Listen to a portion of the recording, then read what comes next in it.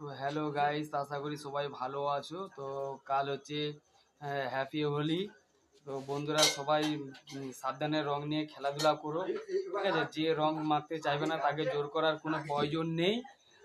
তো বন্ধুরা তোমরাও যদিও রং নিয়ে খেলা করো তো সাবধানে, কারণ এখনকার দিনে তো জানো রঙে খুব কেমিক্যাল থাকে।